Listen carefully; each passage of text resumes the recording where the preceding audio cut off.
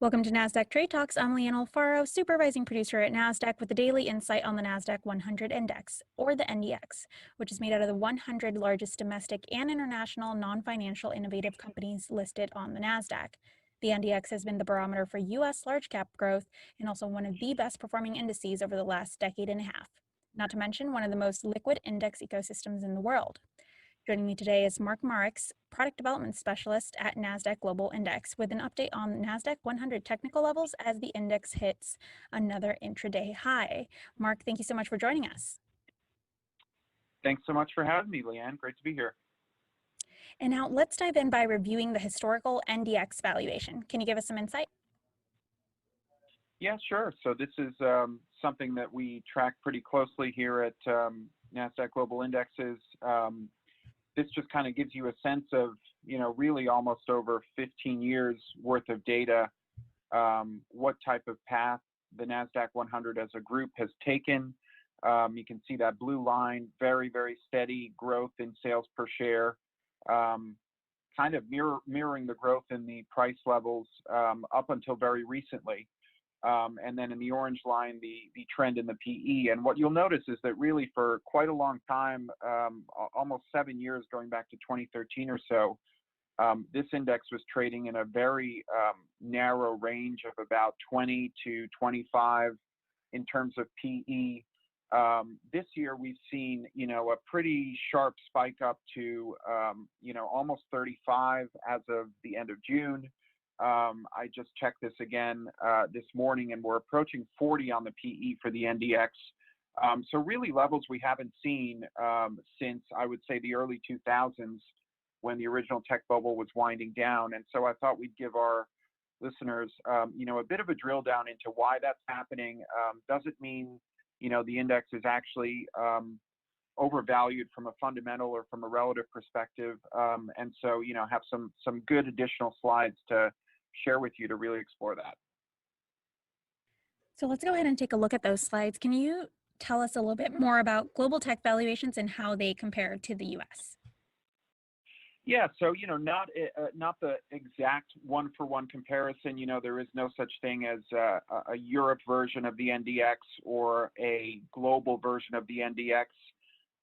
But the closest parallels that we can find really are these IT information technology indexes that MSCI tracks both for Europe and then for the world ex-US. And so you can see here that actually the PE is actually even higher than that of the Nasdaq-100 for the MSCI Europe tech sector. We crossed 40 at the end of June.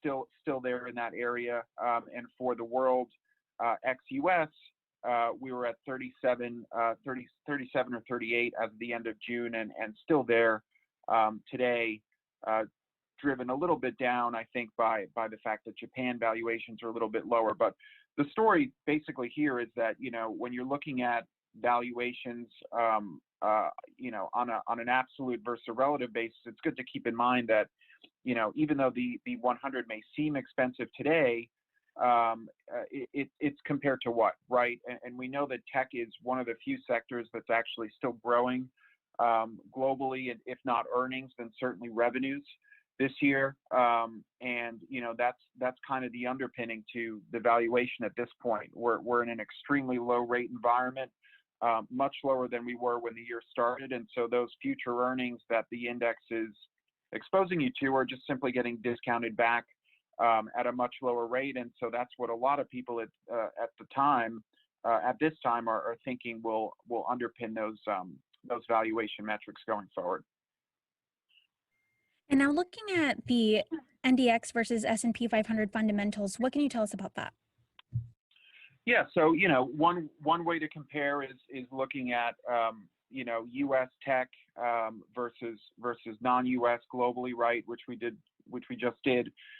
The other way of looking at it is, okay, compare the Nasdaq-100 to the S&P 500, which is the core U.S. benchmark, and you really see a pretty strong divergence in the fundamental picture.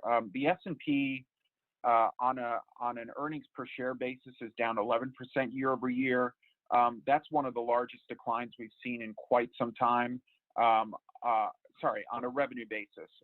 On an earnings basis, earnings per share basis is down 44% year over year. Really, really kind of striking, and especially more so when you consider that, you know, the S&P I think contains something like 85% of the Nasdaq-100.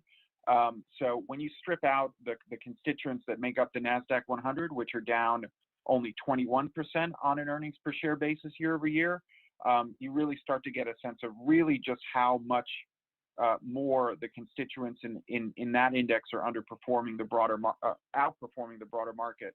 And you can see for sales per share, we're actually up year over year. The earnings are mostly in at this point for 2Q, and we registered just a very slight growth of 2% year over year in overall revenues.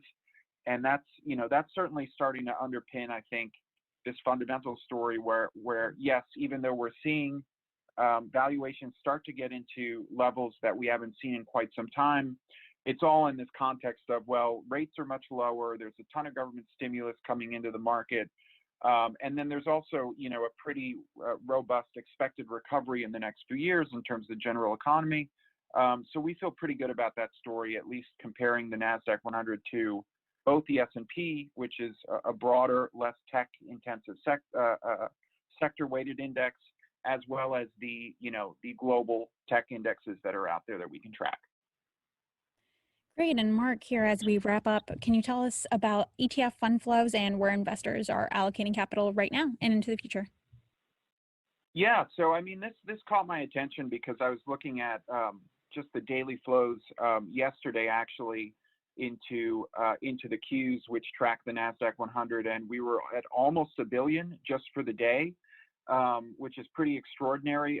The way I've highlighted this out is, you know, on the left-hand side, the ETFs you see there, those are the 10 biggest year-to-date flows in terms of billions. All the green highlights are your fixed income ETFs.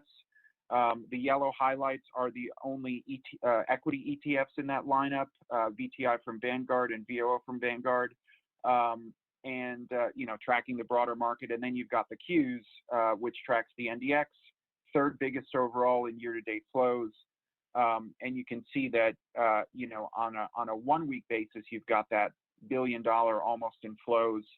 A lot of that coming yesterday, really, really kind of driving the overall picture of, you know, in terms of within the equity market, at least, flows are starting to get a little bit weaker over the last couple weeks and last month. But, you know, tech is still driving the picture in terms of grabbing people's attention and, you know, and driving flows, at least within the equity sphere. So I thought I'd share that and you know, use that to wrap up what's been really an exceptional so far year of performance for the NDX, despite all the crazy stuff that's happening out there. So pretty extraordinary. Completely agree and really appreciate your insight here, Mark, as we move forward and keep an eye on what happens with the NDX and S&P fundamentals at large. Thanks so much for your insight. Thanks so much for having me. Always a pleasure. All right. Thank you, Mark. And Trade Talks followers, please stay tuned for more coverage coming to you right here on the Nasdaq channels.